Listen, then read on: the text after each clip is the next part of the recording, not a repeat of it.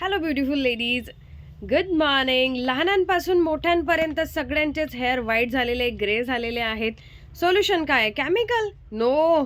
केमिकलने तर hair damage होतील, hair fall होईल, स्पिटन हेअर बाय गॉड स्टार्ट झालं एकदाचं की स्टॉप नाही त्याला. मग आता सोल्युशन काय? डोंट वरी, सोनल कॉस्मॅटिककडे सोल्युशन आहेत.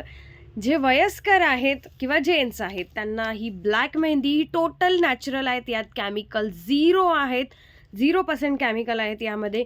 ही ब्लॅक कलरची मेहंदी इन्स्टंट अप्लाय करायची आहेत.